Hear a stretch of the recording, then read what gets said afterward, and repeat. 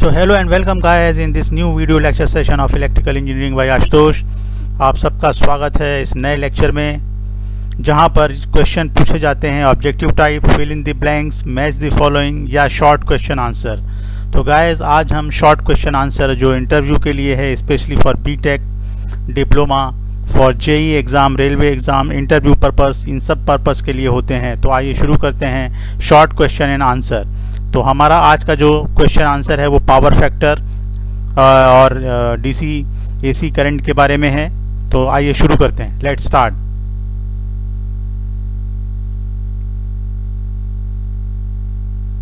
Okay, so first question आप देखिए guys, यहाँ पर explain the difference between direct and alternating current. First question है हमारा, explain the difference between direct and alternating current. DC current और AC current में difference पूछ रहा है। तो गाइस डायरेक्ट करंट का मतलब होता है the flow of electric charge in only one direction. यहाँ पर कोई भी रिवर्सल नहीं होता है इस करंट का, क्योंकि सोर्स भी कांस्टेंट वोल्टेज सोर्स होता है। इसलिए द फ्लो ऑफ चार्ज जो होता है, इलेक्ट्रिक चार्ज होता है, ये केवल एक डायरेक्शन में होता है। यूनिडायरेक्शनल करंट भी कहते हैं इसको। It is the steady state of a constant voltage circuit. इसका वोल्टेज सर्किट जो है, इसका जो वोल्टेज है वो कांस्टेंट होता है, यूनिडायरेक्शनल होता है गाइस। जबकि अल्टरनेटिंग करंट में, एसी करंट में is the flow of charge. देखिए यहाँ पर क्या लिखा हुआ है, alternating current is the flow of electric charge that periodically reverses direction. इसका सोर्स जो है वो अल्टरनेटिंग होता है और जो अपना सोर्स और जो हमेशा रिवर्स करता है, अपनी डायरेक्शन को चेंज करता है, और इसीलिए इसकी करंट बार बार चेंज होती है। The direction of current changes if the source varies periodically, particularly sinusoidal, the circuit is known as an alternating current, alternating current circuit. So guys alternating current जो है वो हमेशा इसका सोर्स कांस्टेंट नहीं होता है, हमेशा इसका वोल्टेज सोर्स चेंज होता है, साइनोसॉइडल इसीलिए कहा जाता है क्योंकि ये बार बार पीरियोडिकली अपना जो डायरेक्शन है वो रिवर्स करता है और करंट भी रिवर्स होती है। तो इसीलिए alternating current the flow of electric charge that periodically reverses its direction. जबकि direct current the flow of electric charge is only in one direction. So ये कांस्टेंट वोल्टेज सोर्स है, जबकि ये वेरिएबल वोल्टेज सोर्स है। यहाँ पर constant current होता है, डायरेक्ट करंट होता है, और यहाँ पर अल्टरनेटिंग करंट होता है जो अल्टरनेट होता है, बार बार चेंज होता है। चलिए नेक्स्ट क्वेश्चन लेते हैं guys. What is the use of DC current. So आप देखिए यहाँ पर बैटरी चार्जिंग में इसका इस्तेमाल होता है डीसी का, इलेक्ट्रोप्लेटिंग में इस्तेमाल होता है, इलेक्ट्रोलिसिस विद्युत अपघटन, रिलेज में इस्तेमाल किया जाता है जहाँ बैटरी लगाई जाती है, ट्रैक्शन मोटर्स में जहाँ डीसी सप्लाई की ज़रूरत पड़ती है वहाँ पर डीसी सप्लाई यूज़ होती है, डीसी मोटर का यूज़ होता है जो डीसी सप्लाई पर चलती है, सिनेमा प्रोजेक्टर्स में यूज़ होता है जहाँ पर डीसी सप्लाई होती है।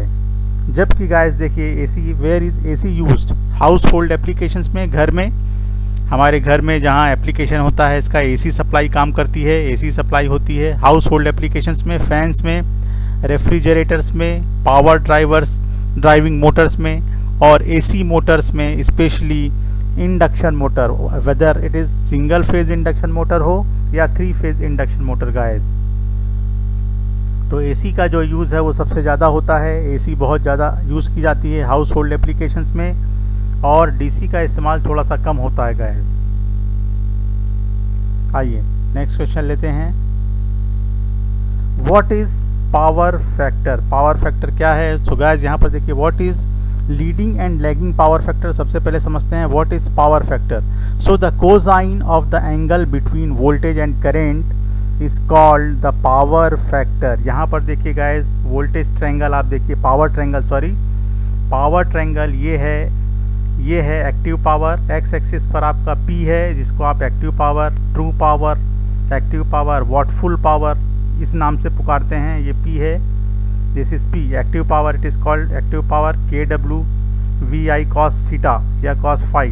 P is equal to VI cos phi या KW KVA cos फाई। ये एक्टिव पावर है P, जबकि Q जो है वो रिएक्टिव पावर है, V into I into sine theta. तो यहाँ पर साइन एंगल आ जाएगा, Q रिएक्टिव पावर है, और इन दोनों का रिजल्टेंट जो होता है गाइस वो होता है apparent power S, V into A तो आप लिख सकते हैं यहाँ पर cos theta KW upon KVA, KVA cos theta is equal to KW, KW is equal to होता है KVA cos theta.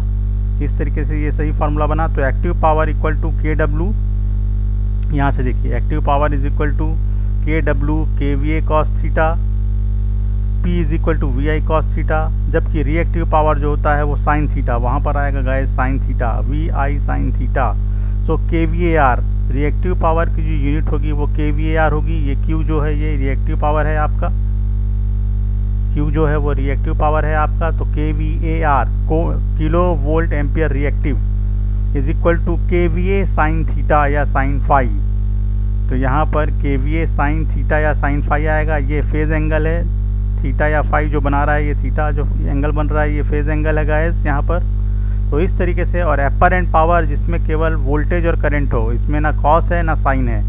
So voltage into current is equal to apparent power, apparent power या total power, it is also called total power. So power factor क्या हो जाएगा, cos theta is equal to R by Z, ऐसे भी लिख सकते हैं किसी भी सर्किट में resistance divided by Z impedance, या cos theta is equal to the ratio of active power upon total power apparent power. True power KW मतलब एक्टिव पावर या ट्रू पावर, और KVA आपका एपरेंट पावर, ये apparent power है guys. तो cos theta जो है यही यहाँ पर कहा गया है, the cosine of the angle between voltage and current is called the power factor. If the current leads the voltage it causes the leading power factor. अगर करंट आगे चलेगा वोल्टेज से, इसका मतलब है वहाँ पर लीडिंग पावर फैक्टर शो करेगा। और अगर करंट पिछड़ता है वोल्टेज से, current lags voltage, the power factor is lagging. So most loads are inductive, because inductive effect ज़्यादा होता है, इंडक्टर ज़्यादा पाए जाते हैं, causes a lagging power factor. तो यहाँ पर आप देखिएगा इस वेव फॉर्म में ये दोनों सेम वोल्टेज और करंट एक साथ चल रहे हैं, एक साथ मिनिमम पे और मैक्सिमम पे पहुंच रहे हैं। इसका मतलब यहाँ पर फेज एंगल 0 है।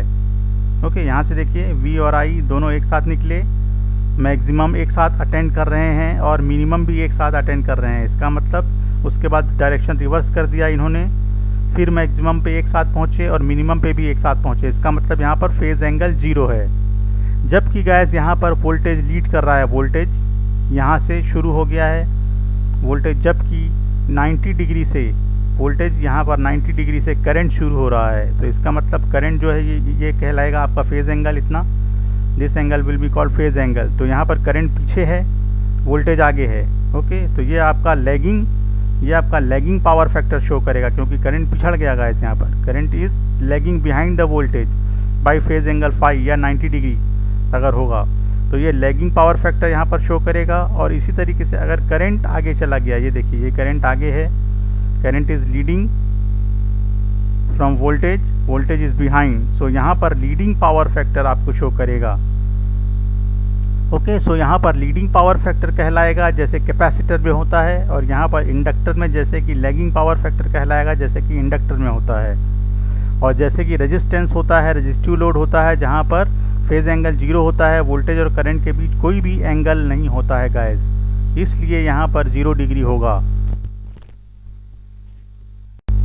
ओके, सो नेक्स्ट क्वेश्चन लेते हैं, why we need to improve power factor, why we do we need to improve power factor को बढ़ाने की आवश्यकता क्यों पड़ती है, पावर फैक्टर को इम्प्रूव क्यों किया जाता है, इसके क्या कारण हैं। सो गाइस यहाँ पर आंसर हमारे पास है, the reason for improving the power factors are stated below. क्या होता है, पावर फैक्टर को क्यों इम्प्रूव करना आवश्यक है। तो होता क्या है गाइस, लार्ज लाइन लॉसेज होते हैं किसी भी ट्रांसमिशन लाइन में या किसी भी डिस्ट्रीब्यूशन लाइन में, किसी भी ट्रांसमिशन लाइन में लार्ज लाइन लॉसेज होते हैं, कॉपर लॉसेज होते हैं, I2R लॉसेज होते हैं, जिनको I2I2R से डिनोट किया जाता है, जो करंट पर डिपेंड करता है। तो जिसके कारण से गाइस लार्ज लाइन लॉसेज होने के कारण से करंट को कम करना पड़ता है। तो करंट कम कैसे होगा, बाय इम्प्रूविंग पावर फैक्टर। अगर आपका पावर फैक्टर इम्प्रूव्ड है, पावर फैक्टर अगर इम्प्रूव हो रहा है तो करंट जो है सर्किट में वो कम हो जाती है, किसी भी सर्किट में करंट की वैल्यू कम हो जाएगी, जिससे जो लार्ज लाइन लॉसेज होते हैं वो कम हो जाएंगे, कम होते हैं गाइस। इसीलिए आपको पावर फैक्टर को इम्प्रूव करने की आवश्यकता पड़ती है। आप यहाँ पर पढ़ सकते हैं, लार्ज लाइन लॉसेज होते हैं तो जिसके कारण से कॉपर लॉसेज बहुत ज़्यादा होते हैं, इसी कॉपर लॉसेज कहते हैं। So the low power factor, यहाँ पर आप देख सकते हैं the low power factor draws large amount of current. Low power factor अगर होगा तो वो सर्किट में बहुत heavy amount of current draw करता है, लार्ज करंट ड्रॉ करता है, जिससे I2R लॉस बढ़ जाता है, कॉपर लॉस या लाइन लॉस बढ़ जाता है, जिससे एफिशिएंसी सीधे सीधे कम हो जाती है compare to high power factor. तो इसीलिए गाइस आपको पावर फैक्टर की वैल्यू को ज़्यादा करना पड़ता है, इम्प्रूव करना पड़ता है। फिर सेकेंड रीज़न है कि बड़ी बड़ी मशीन जिनके जो KVA रेटिंग जो होते हैं वो बहुत ज़्यादा होते हैं, KVA रेटिंग्स लार्जर होते हैं, साइज़ भी उनका बड़ा होता है ऑफ इलेक्ट्रिकल इक्विपमेंट का, जैसे मशीन मोटर, इसलिए वहाँ पर और होता क्या है, power factor is inversely proportional to KVA rating. तो KVA रेटिंग जितनी ज़्यादा होगी पावर फैक्टर उतना कम होगा guys, power factor will be less. If KVA rating is larger power factor will be less. तो पावर फैक्टर अगर वहाँ पर लेस है तो फिर से वही परेशानी का सामना करना पड़ेगा। तो इसीलिए guys power factor equipment with A high KVA rating is larger in size, large होता है, इसीलिए आपको पावर फैक्टर इंप्रूव करने की ज़रूरत पड़ती है। फिर तीसरा रीज़न देखिए guys, large conductor size and cost के कारण से। गाइस हमेशा क्या होता है, कंडक्टर का साइज लार्ज होना चाहिए। We need large conductors.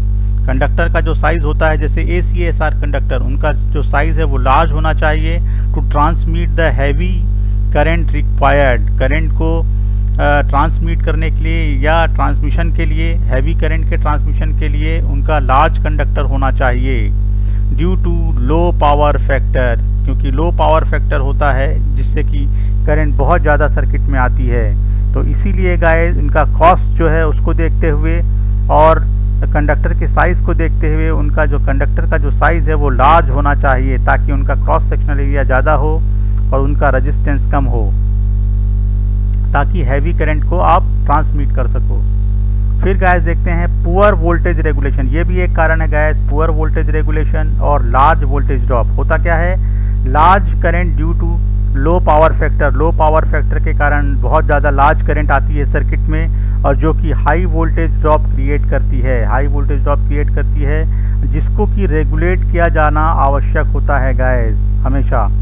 तो लो और जो कि लो एफिशिएंसी लास्ट कारण है, लो एफिशिएंसी, इसके कारण से लॉसेस बहुत ज़्यादा होते हैं। जैसे पहला पॉइंट हमने डिस्कस किया, लॉसेस, कॉपर लॉसेस, ज़्यादा करंट, पावर फैक्टर अगर कम है तो करंट बहुत ज़्यादा आएगी, जिससे कॉपर लॉसेस या लाइन लॉसेस ज़्यादा होंगे और जिससे कि एफिशिएंसी ख़राब हो जाएगी। तो इसीलिए guys the losses due to the high current flow and voltage drop deteriorate the efficiency of the system. Efficiency कम हो जाएगी गाइस, इसीलिए पावर फैक्टर आइडियली 1 के आसपास होना चाहिए।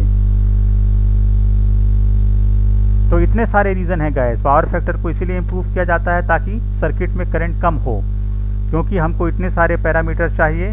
लार्ज लाइन लॉसेस होते हैं, इसलिए पावर फैक्टर को इम्प्रूव करना है। लो पावर फैक्टर नहीं होना चाहिए, क्योंकि वो लो power factor large current draw करता है। मशीन लार्ज KVA रेटिंग्स की होती है, इसलिए भी इसमें पावर फैक्टर जो है उसमें कमी आती है, इसलिए पावर फैक्टर को बेटर करना पड़ता है। लार्ज कंडक्टर साइज़ होना चाहिए और कॉस्ट भी इफेक्टिव होना चाहिए उसकी। और जहाँ पर पुअर वोल्टेज रेगुलेशन होता है और लार्ज वोल्टेज ड्रॉप होता है, ये भी पावर फैक्टर को कमज़ोर बनाता है। इसीलिए गाइस वोल्टेज रेगुलेशन अच्छा होना चाहिए और वोल्टेज ड्रॉप भी कम से कम होना चाहिए। तो इसीलिए लार्ज करंट जो है वो लो पावर फैक्टर के कारण से आती है, तो वो हमेशा, इसीलिए आपको पावर फैक्टर को इम्प्रूव करना ज़रूरी है guys. So guys that's it for today. तो ये था आज का हमारा शॉर्ट क्वेश्चन आंसर सेशन। अगर वीडियो आपको लेक्चर अच्छा लगा हो तो कृपया एक लाइक कर दीजिएगा और सब्सक्राइब करते जाइएगा। अगर आप चैनल पे नए हैं तो कृपया सब्सक्राइब कर दें, सब्सक्राइब का बटन दबा दें गाइस, और बेल आइकन को भी दबा दें ताकि मेरा जो नोटिफिकेशन है वीडियो का वो आपको सबसे पहले मिले। So guys please like and subscribe और कमेंट करते रहिए। आपको अगर जो भी हमारे में कमी लगती है उसके लिए कमेंट करते रहिए ताकि हम इम्प्रूव कर सकें। थैंक यू गाइस, मिलते हैं किसी नए वीडियो लेक्चर में। Till then good bye guys.